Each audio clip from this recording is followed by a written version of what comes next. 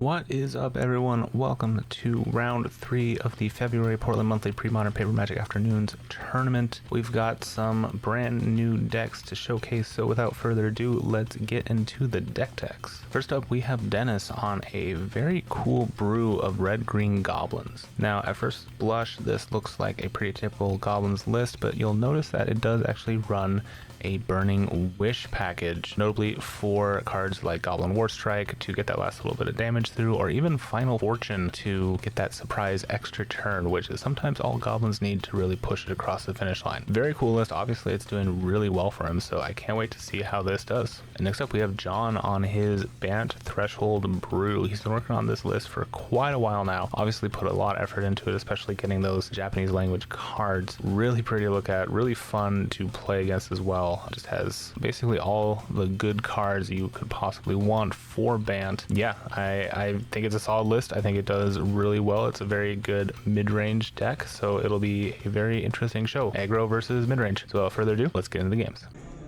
All right, we have Dennis on the left and John on the right. Now, Dennis is going to need a really quick opening hand, I feel like, to get one over on John before the sideboard cards come in. You'll notice John actually was splashing black for Engineered Plague as well.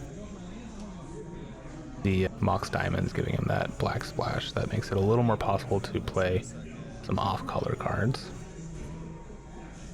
And Dennis is looking like he has a couple of goblins in the hand. Maybe not enough lands. Is going to send it back. Looks like both players are going to send it back. Looking for a better 6 here.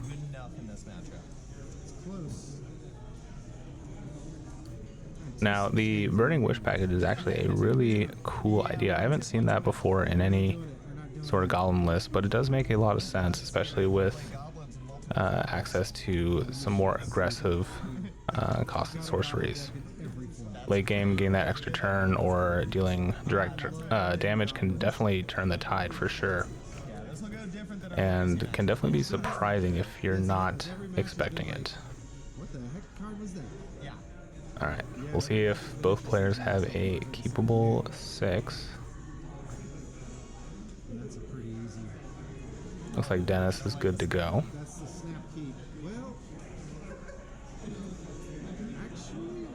And John, see a couple fetch lands. I think at least 1 mana leak, maybe 2. I don't know if he's got any creatures, which would be a problem.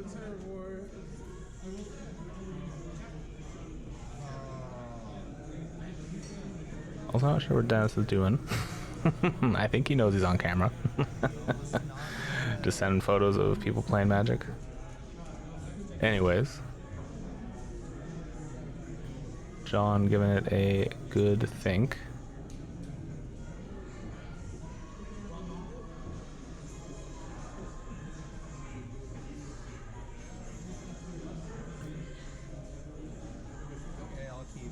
All right, looks like he's gonna keep it. Okay, ready? I am ready. Bring it on. We'll start with the Altamaya Coast, and I'll pass. And John will take the play a land, and pass. Alright, so I think just a mana leak up. I don't think he has a swords in hand right now, but we're gonna start off really strong with a lackey for Dennis and pass. John does have a, not really an answer, but it's gonna mental note. Discard 2, draw 1. The card is very good for getting Threshold going. And just gonna play a Wasteland and pass, and it looks like leaving that lackey on the board, which is not good. Alright, 1 coming in. Goes down to 18. And we got a Siege Gang Commander. And this is looking very bad for John. No white mana yet. I'm gonna Wasteland the Rashad Import and go to his turn.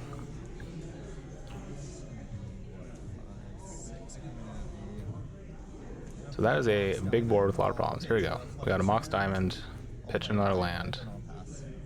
third line coming down, and still no response, no board presence for John. This is not looking great.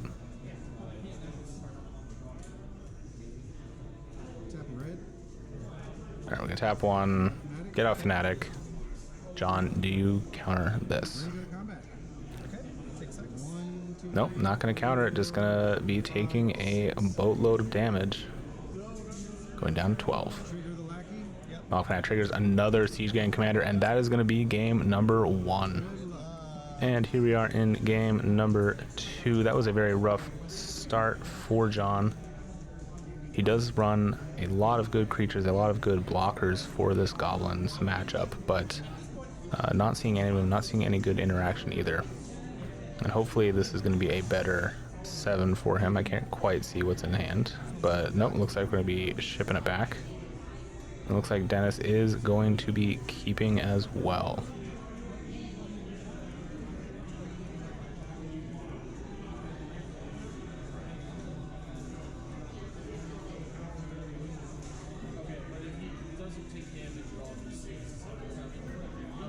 So, I think at this point, John definitely did bring in his engineered plagues. Maybe just wanting to dig for those to prevent a potential blowout. The Mox Diamonds do let him get it out at least a turn early if he does have a good hand, but going to 6 here means he's probably just going to be taking any hand that has a playable turn 1 creature, like a Nimble Mongoose, or at the very least a turn 2, because as we just saw, Dennis does have a Lackey in hand, so that is definitely hitting the board turn 1. Alright, we got a Keywell 6, much better. Yep, here we go, Nimble Mongoose coming down. We have a blocker that cannot be interacted with, which is pretty good. And we're just going to play out the Lackey anyways. Alright, fetch land coming down and a pass.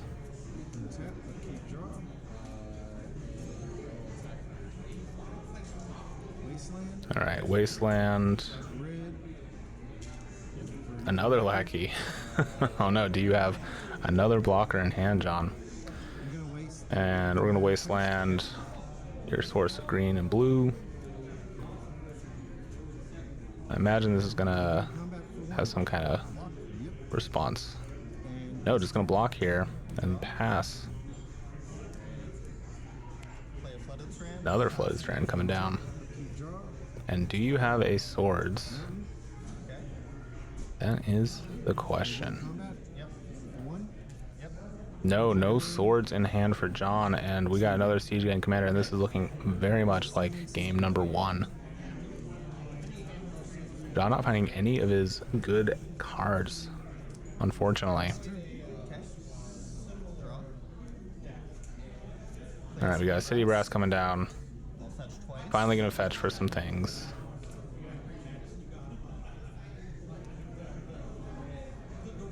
Probably just get the Island and Plains, yep. And what can you do with 3 mana? Are we getting an Engineer play coming down? Did he keep a hand that had that in the hopes that turn 3 would not be slow enough? We did. Alright, Engineer play coming down. That is actually pretty big. Only the Siege Gang Commander lasting, but he does have enough mana up to sack one of the Goblins before they die. Alright, so stabilized a little bit.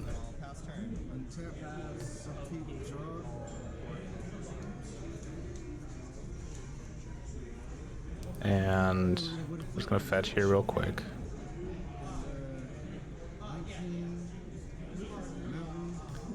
Dennis really needing to find Goblin Lords.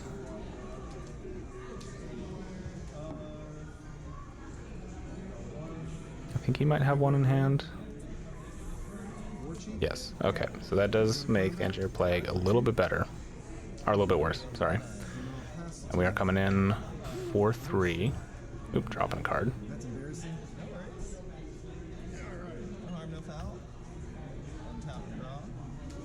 And now, is there a second Engineer Plague? That, I think, would seal the game.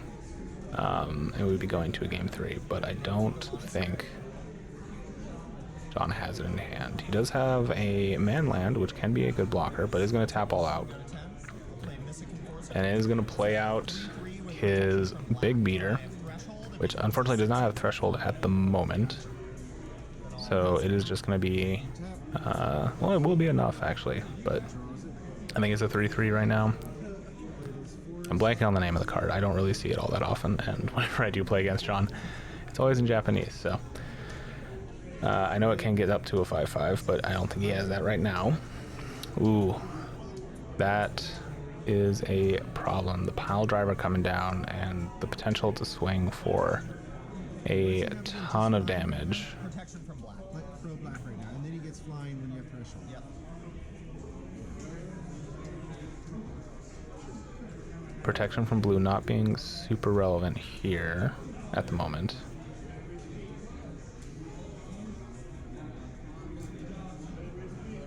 I think John is trying to decide. Oh, I guess Dennis is deciding how much he wants to swing in. His opponent is at 10. Aggro is important. I feel like you have to block the pile driver here, which is unfortunate, but necessary. Throw blue. Oh. Okay. So we trade. Yep. I'm good with that. All right, just gonna trade. Yep. Take 3.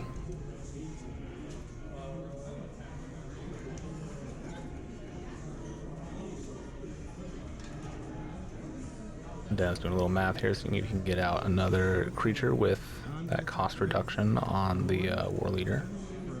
Alright, we got a Goblin Matron. This will trigger. It will stay around though.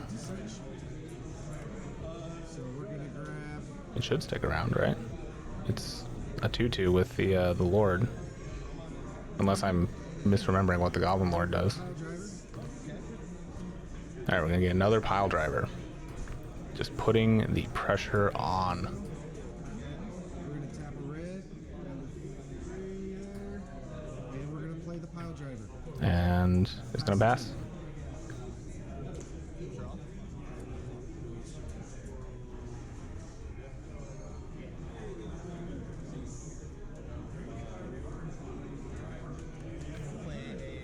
Alright, we got a Weathered Wayfarer coming down. Tied up on lands, so not going to do too much there. Gonna take a point off the City Brass for Mongoose. That has Shroud, and it gets +2/+2 if I have Threshold. Threshold 7, right? Yes. I have 5. Okay, we're getting there. Trying to decide how much he wants to. Oh, yep, and we got Blue Elemental Blast coming in. Let's just kill the Lord. Yeah. Then I'll pass turn. Tap. Keep. Draw us.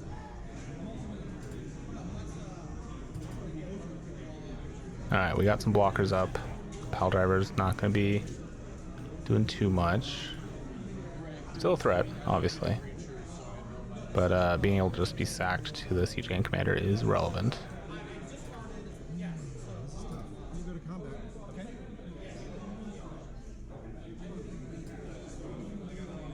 And we're swinging in. Trading a Wayfarer for Pile Driver does make sense, I think. Also, I misspoke earlier, the Goblin War Chief. I always think it gives +1/+1. No, it's just Goblins are 1 less to play and have haste. For some reason, I always think it has that little extra Lord ability. So I was just definitely miscounting the damage here and miscounting why the Goblin Matrons would stick around. So here we go. Got another one dying. Probably just going to get another War Chief. You can tell I don't play Goblins a lot. I do have it built. I just rarely play it, and rarely play against it, honestly.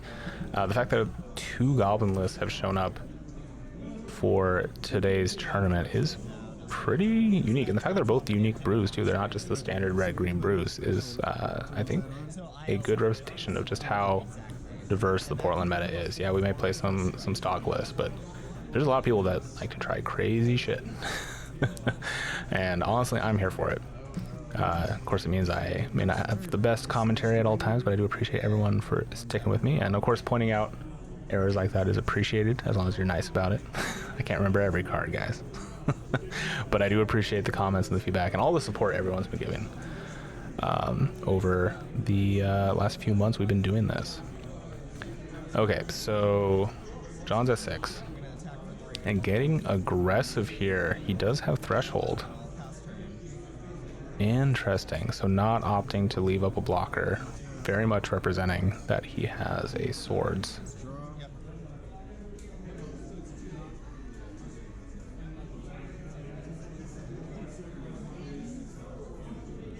We got at least one more Siege Gang in hand. Which, again, won't do much because all those goblins will die. But it is at least another threat. Alright, we got a Ringleader coming down. Revealing a Gem Palm Incinerator and not much else. And we're just getting in for 2. And animating that manland to be a blocker. And at this point, I would almost block the Ringleader, right? Or sorry, not the Ringleader, the Siege Gang Commander. Ringleader doesn't have any other abilities after this. But going to 4. And getting even more aggressive here. And this is, I think John just realizing he has to start going to the board. Taking a point, putting out a Mongoose, and passing. Very dangerous.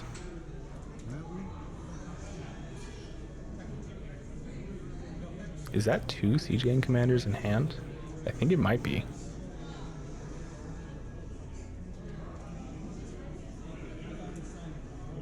And we got the Gem Palm Incinerator.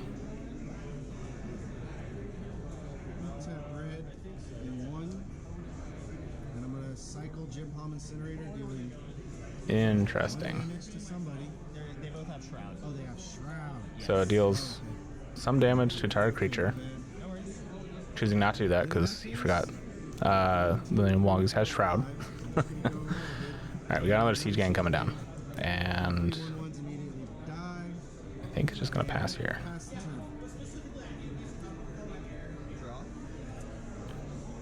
So lethal damage on the board for Dennis. All he's got to do is sack both of the Siege Gang Commanders and this game is over. So John really needs a Swords or some way to deal with one, if not both, of those commanders. And nope, it's just going to swing in. Take him down to 9. And I think this might be it, folks. Not sure what is in John's hand. Oh, Wasteland. That's something. Still not enough, unfortunately. Siege Gang just needing 2 mana to activate. Here you go. Ping you for 2. Ping you for another 2. And that is going to be game number 2. Dennis taking it down. Okay. Thank you to everyone for watching. That was a bit of a nail biter for John for sure. Good games, Dennis. Too bad we didn't get to see the Burning Wish package, which having played against you in this tournament, I did see how cool that could be for sure. So hopefully we'll get to see that on camera again soon if you make it back on. Thank you to everyone for watching. Make sure to like and subscribe so you don't miss more of this month's videos. We got 4 more, including the semifinal and final. And yeah, thank you to everyone for watching, and I will see you next time.